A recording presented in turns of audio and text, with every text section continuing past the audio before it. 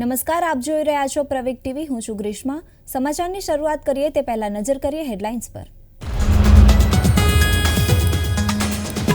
પાકિસ્તાનમાં ચૂંટણી વખતે આતંકી હુમલો, 5 પોલીસ જવાનના મોત, 30 મિનિટ સુધી ગોળીબાર.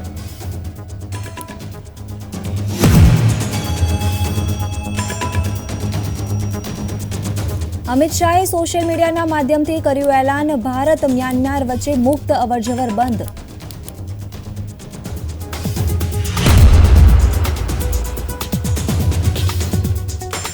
દિલ્હી નોઈડા બોર્ડર પર ટ્રાફિક જામ, ખેડૂતોના વિરોધને પગલે ક્રેન્સ વજ્ર વાહનો તૈનાત, કલમ 144 લાગુ.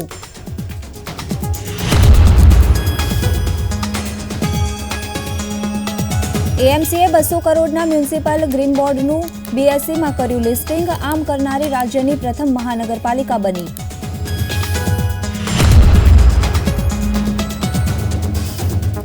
રેપો રેટ અંગે આરબીઆઈની જાહેરાત બાદ શેરબજારમાં જોવા મળ્યો કડાકો, સેન્સેક્સમાં 584 પોઈન્ટનો કડાકો, નિફ્ટી 21,760 પોઈન્ટે બંધ. વિગતવાર સમાચાર જોઈએ ત્યારે પાકિસ્તાનમાં નવી સરકાર ચૂંટવા માટે સવારથી મતદાન ચાલુ છે, ત્યારે એક મોટા આતંકી હુમલાના અહેવાલ મળી રહ્યા છે. આતંકીઓએ ખૈબર પખ્તુનખ્વાના ડેરા ઇસ્માઇલ ખાન જિલ્લાના કુલાચીમાં એક પોલીસ મોબાઈલ વાનને નિશાન બનાવી હતી. આતંકીઓએ પહેલા આઈઈડી બ્લાસ્ટ કર્યો અને પછી અંધાધૂંધ ગોળીબાર કર્યો હતો.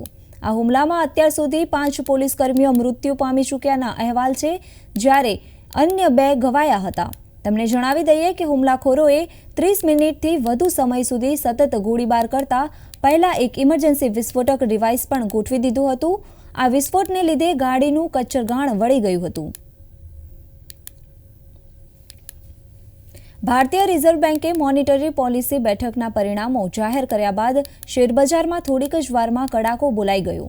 આરબીઆઈએ સતત 6ઠ્ઠી વાર પોલિસી રેટ યથાવત રાખવાનો નિર્ણય કર્યો હતો. આરબીઆઈની આ જાહેરાત બાદ ગ્રીન ઝોનમાં ખુલેલા સેન્સેક્સ અને નિફ્ટી રેડ ઝોનમાં ટ્રેન્ડિંગ કરવા લાગ્યા હતા. શેરબજાર ગુરુવારે ઘટાડા સાથે બંધ થયું. સેન્સેક્સ 723 પોઈન્ટના ઘટાડા સાથે 71,428 પર બંધ રહ્યો હતો.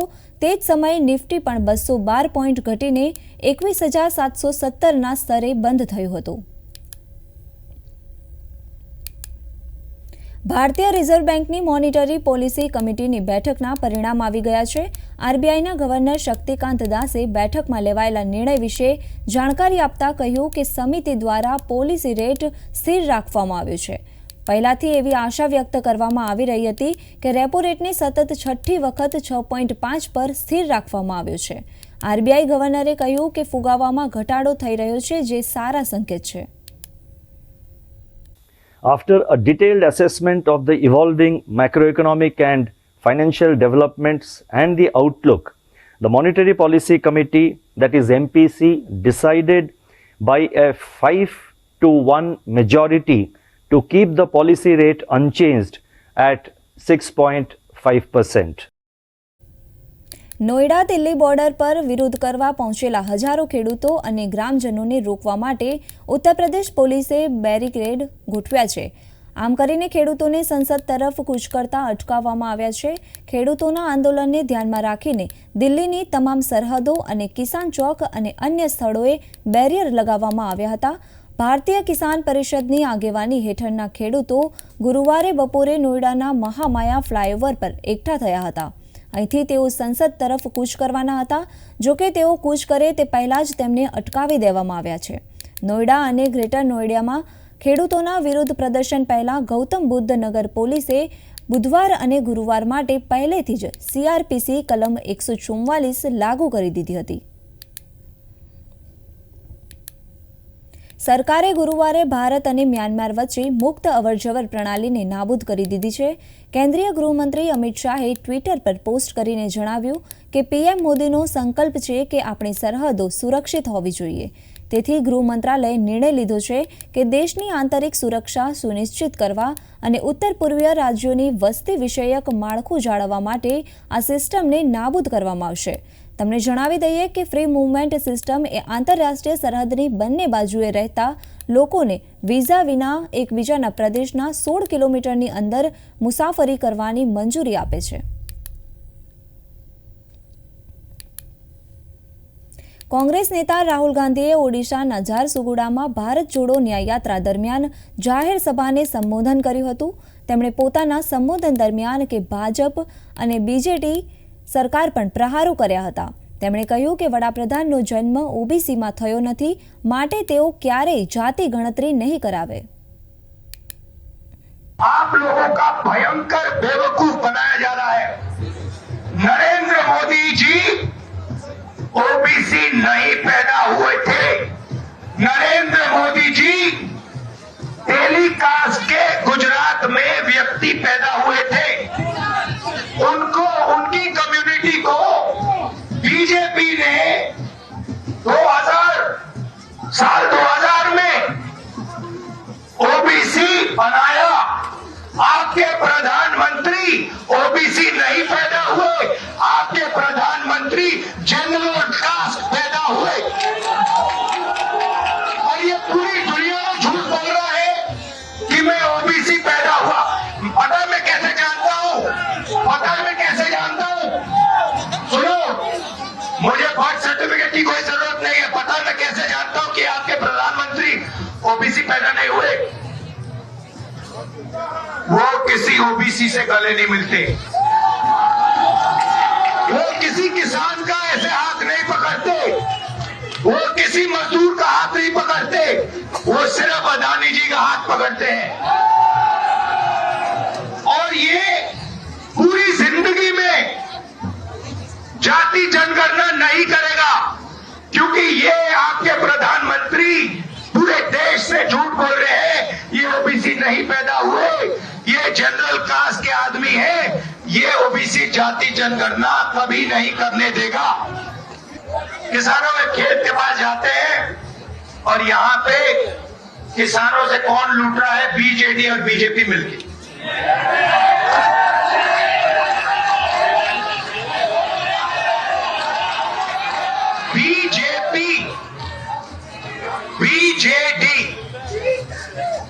बीजेपी और बीजेडी मतलब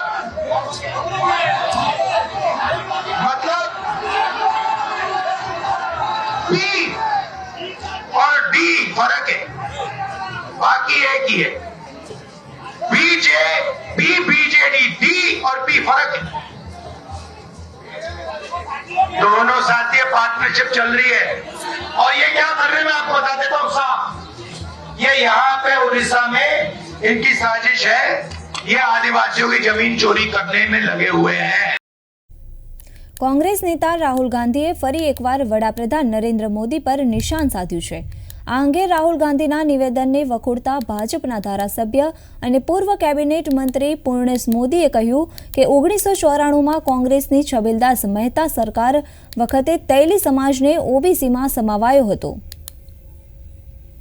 तो विश्वना नेता, हिंदुस्तानना यशस्वी प्रधानमंत्री आदरणीय श्री नरेंद्र भाई मोदी साहेबनी सबका साथ, सबका विकास, सबका विश्वास और सबका प्रयास आज ये नीति ने कारणे आज आखो देश एकजूट बनी चूक्यो छे।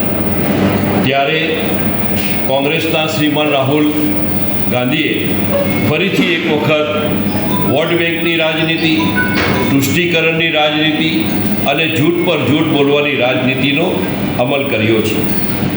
आ छेल्ला 10 वर्षमां जोवा जईए तो आदरणीय प्रधानमंत्री श्री नरेंद्रभाई मोदी साहेबना नेतृत्वमां 140 करोड़ देशवासीओ आजे पूरा विश्वमां गौरव अनुभवी रह्या छे। पूरा विश्वनी अंदर क्यां पण जाओ तो समग्र देशवासीनुं उष्माभर स्वागत थाय छे।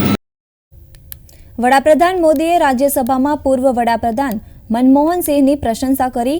પીએમ મોદીએ રાજ્યસભામાં 56 સાંસદોની વિદાયના અવસરે સંબોધનમાં કહ્યું કે પૂર્વ વડાપ્રધાન મનમોહન સિંહે જે રીતે દેશનું માર્ગદર્શન કર્યું છે તેમના યોગદાનને હંમેશા યાદ કરાશે। પીએમ મોદીએ કહ્યું કે હું ડોક્ટર મનમોહન સિંહ વિશે કંઈક બોલવા માંગુ છું। 6 વખત આ ગૃહમાં નેતા તરીકે અને વિપક્ષના નેતા તરીકે પણ તેમનું યોગદાન રહ્યું છે। વૈચારિક મતભેદ ડિબેટમાં આક્ષેપબાજી એ થોડાક સમય માટે હોય છે। તેમણે આ ગૃહનું અને દેશનું માર્ગદર્શન કર્યું છે। જ્યારે પણ લોકતંત્રની ચર્ચા થશે ત્યારે તેમની પણ ચર્ચા થશે। તેમના યોગદાનને લોકો યાદ કરશે। मैं विशेष रूप से माननीय डॉक्टर मनमोहन सिंह जी का स्मरण करना चाहूंगा। 6 बार इस सदन में वो अपने मूल्यवान विचारों से और नेता के रूप में भी और प्रतिपक्ष में भी नेता के रूप में उनका बहुत बड़ा योगदान रहा है। वैचारिक मतभेद, कभी बहस में छिटाकशी, वो तो बहुत अल्पकालीन होता है, लेकिन इतने लंबे अरसे तक जिस प्रकार से उन्होंने इस सदन का मार्गदर्शन किया है, देश का मार्गदर्शन किया है, वो हमेशा हमेशा जब भी हमारे लोकतंत्र की चर्चा होगी तो कुछ माननीय सदस्यों की जो चर्चा होगी उसमें माननीय डॉक्टर मनमोहन सिंह की योगदान की चर्चा जरूर होगी।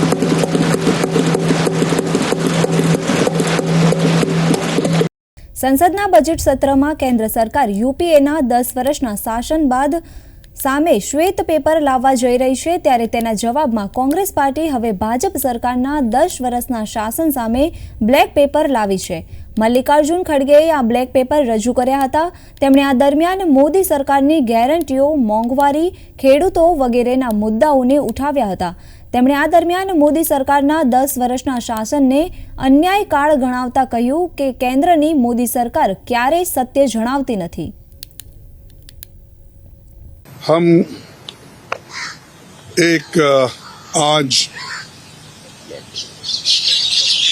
Black pepper against the government निकाल रहे हैं, क्योंकि वो हमेशा अपनी बात को पार्लियामेंट में जब रखते हैं तो बार बार अपनी कामयाबियों को सुनाते हैं और उनके फेल्यूर्स को छुपाते हैं। और जो हम उनके फेल्यूर्स के बारे में भी जब कहते हैं तब भी हमको उतना उसको महत्व नहीं दिया जाता है। तो इसलिए हमने सोचा कि एक ब्लैक पेपर इस सरकार के खिलाफ निकालना और लोगों को बताना, इस दृष्टि से आज हम ये आपके सामने रख रहे हैं। વડાપ્રધાન નરેન્દ્ર મોદીએ રાજ્યસભામાં કોંગ્રેસના બ્લેક પેપરને કાલા ટીકા સાથે સરખાવ્યા અને આ સમગ્ર મામલે કોંગ્રેસ પ્રમુખ મલ્લિકાર્જુન ખડગેનો આભાર માન્યો। और मैं तो अब खड़गे जी आ गए हैं तो मेरा एक धर्म तो निभाना ही पड़ता है मुझे। कभी कभी कुछ काम इतने अच्छे होते हैं जो बहुत लंबे समय तक उपयोगी होते हैं।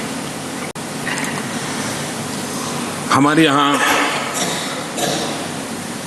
कोई बच्चा कुछ अच्छी चीज कर लेता है, कोई बच्चा अच्छे कपड़े वपड़े पहन करके अवसर के लिए तैयार होता है तो परिवार में एक आध स्वजन आ जाता है, किसी की नजर लग जाएगी, उसको काला टीका कर दो, तो ऐसे काला टीका कर देते हैं। आज देश पिछले 10 साल में समृद्धि के नए नए शिखर सर कर रहा है। एक भव्य दिव्य वातावरण बना है, उसको नजर न लग जाए, इसलिए काला टीका करने का प्रयास हुआ है। मैं उसके लिए भी खड़गे जी का बहुत धन्यवाद करता हूं, ताकि इस हमारी प्रगति की यात्रा को कोई नजर न लग जाए। ये नजर न लग जाए इसलिए आपने आज जो काला टीका किया है मैं तो सोच रहा था सब काले कपड़ों में आएंगे, लेकिन शायद काला जादू खिंचते खिंचते खिंचते ब्लैक पेपर तक चला गया है। लेकिन फिर भी मैं उसका भी स्वागत करता हूं, क्योंकि जब भी अच्छी बात होती है काला टीका नजर न लग जाए, इसलिए बहुत जरूरी होता है। और उस पवित्र काम को, और आज जिस उम्र के हैं उस व्यक्ति जब ये काम करता है तो जरा अच्छा रहता है, तो मैं इसके लिए भी आपका आभार व्यक्त करता हूं। વિધાનસભા ગૃહમાં કોંગ્રેસના ધારાસભ્ય ગેનીબેન ઠાકોર પૂરક માંગણીઓ સંદર્ભે માર્ગ મકાન અને શિક્ષણ અંગે સવાલો કર્યા હતા। પત્રકારો સાથે વાતચીત કરતા તેમણે જણાવ્યું કે પ્રાથમિક સ્કૂલોમાં શિક્ષણ યોગ્ય મળતું નથી, ક્યાંક ભૌતિક સગવડ નથી તો ક્યાંક શિક્ષકો નથી, તો માર્ગ અને મકાન વિભાગમાં ગામથી ગામને જોડતા રસ્તા અંગે પહેલા જે જોબ નંબર આપવામાં આવતા હતા તે હજુ કોઈ કામકાજ થયું નથી। આજે ગુજરાત વિધાનસભામાં જે પૂરક માગણીઓ હતી, માર્ગ મકાન શિક્ષણ અન્ય પુરવઠા વાહન વ્યવહાર, આ બાબતમાં બે ત્રણ બાબતો એક ધારાસભ્ય તરીકે મેં વિધાનસભા ગૃહમાં મૂકી અને સરકારને એ બાબતમાં સુધારો લાવવા માટે ખાસ કરીને પ્રાઇમરી શિક્ષણ કે જે સરકારી શૈક્ષણિક સંસ્થાઓ છે એ સંસ્થાઓમાં ગુણવત્તાવાળું શિક્ષણ મળતું નથી। ક્યાંક ભૌતિક સુવિધાઓનો અભાવ છે, ક્યાંક શિક્ષકો નથી અને ક્યાંક સરકારે જેના ઉપર અમલીકરણ કરવા માટેની જે સિસ્ટમ હોય એ સિસ્ટમમાં બાલાદવલાની નીતિના કારણે સરકારી જે સંસ્થાઓ છે એમાં માતા પિતા બાળકને ભણવા માટે ઓછું મૂકવાના કારણ એ જ છે। અને હું માનું ત્યાં સુધી મોટા ભાગની પ્રાઇવેટીકરણ એ સરકારમાં બેઠેલા લોકોની સંસ્થાઓ હોવાના કારણે સરકારી શિક્ષણ પાડી ભગે તો જ તેમને ત્યાં વિદ્યાર્થીઓ દાખલ થાય, આવી માનસિકતા પણ કદાચ સરકારમાં બેઠેલા લોકોની હશે। એટલા માટે કરીને ધારાસભ્યોના, મંત્રીઓના, સચિવોના કોઈ બાળકો સરકારી શૈક્ષણિક સંસ્થાઓમાં ભણતા નથી। મુખ્યમંત્રી ભૂપેન્દ્ર પટેલે અમદાવાદ મ્યુનિસિપલ કોર્પોરેશનના 200 કરોડ રૂપિયાના મ્યુનિસિપલ ગ્રીન બોન્ડનું બોમ્બે સ્ટોક એક્સચેન્જમાં લિસ્ટિંગ કરાવ્યું હતું। મુખ્યમંત્રીએ mayor Pratibhaben Jain, deputy mayor Jatin Patel અને વરિષ્ઠ અધિકારીઓની ઉપસ્થિતિમાં અમદાવાદ ખાતે બીએસસી બેલ રિંગિંગ સેરેમનીથી આ બોન્ડ લિસ્ટિંગ સંપન્ન કર્યું હતું। વડાપ્રધાન નરેન્દ્રભાઈ મોદીએ નેટ ઝીરોનું જે લક્ષ્ય સસ્ટેનેબલ અને એન્વાયરમેન્ટ ફ્રેન્ડલી ડેવલપમેન્ટ માટે આપ્યું છે તેને અમદાવાદ મહાનગરપાલિકાએ આ ગ્રીન બોન્ડથી પાર પાડવાની પહેલ કરી છે। અમદાવાદ મહાનગરપાલિકાએ આવા ગ્રીન બોન્ડ લિસ્ટિંગ કરનારી રાજ્યની પ્રથમ મહાનગરપાલિકાનું ગૌરવ પણ મેળવ્યું છે।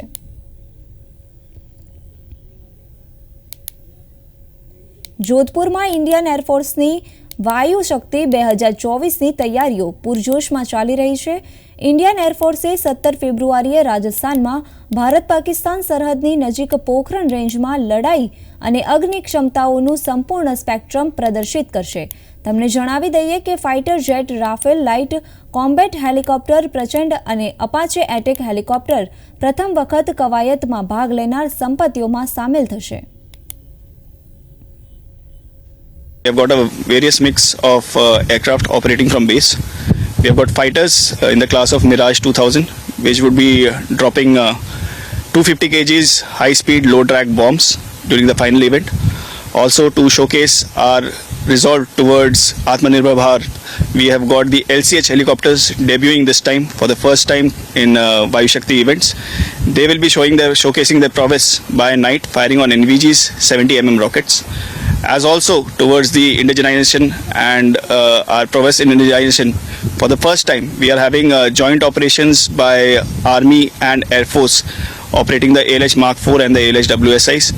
The ALH WSIs of the Army would be firing rockets, and that of the Air Force would be firing the front guns. We also have other helicopters, that is the Mi-17 1V, which would be firing rockets during the event. And the Mi-17s, which are based here at Falodi, and the Chinooks will be showcasing the tactical mobility of the helicopters. The Mi-17s would be undertaking slithering ops with the Garuds, which will be showcasing the environment intervention.